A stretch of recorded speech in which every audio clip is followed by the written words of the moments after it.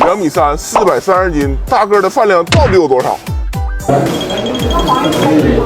哎呀，我操，这一根大葱！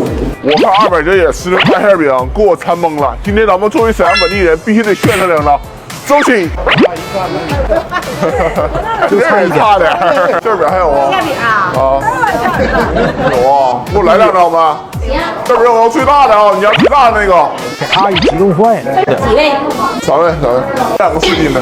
来2个4斤的。对，这么大块肉馅，也太爽了！哇，这家大肉馅，行，这太行了。我就等着跑下来，后边接着，够下来的。这个大馅饼，我天！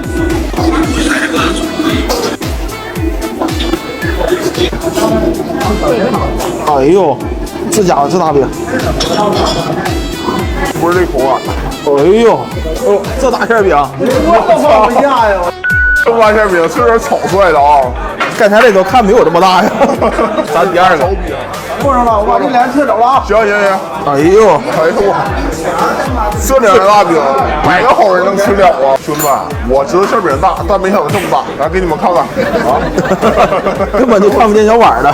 我跟你们说，你们以前吃大饼都不正宗，一会儿看看我给你怎么吃啊。哎，你好，大姐，这里有大葱吗？给我来2根呗。啊，给我来2根啊。好，谢谢。你这是啥吃法呢？一会儿教你们怎么吃啊，学着点，这大葱放中间，然后卷。这好像这就是那个什么大饼卷一切。哎呦我看这大馅饼里边馅老多了，虽然它馅多，但是我这2个葱绝对是点睛之笔，我跟你说。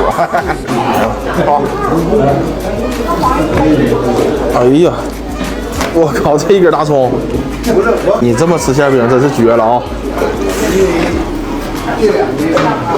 太爽了，有点像那个西红柿饼。看这大肉馅的，馅儿是正儿八经不少。但是弟兄在那儿，弟兄们哎呀，这2口造你1斤，差不多，不咋没了。头一次以吃披萨的方式吃馅饼啊！这太大了，主要是。哎呦我，这馅儿水汪汪的啊！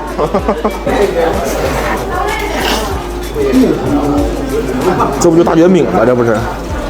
对啊，虽然是饼大，但是整的挺入味儿。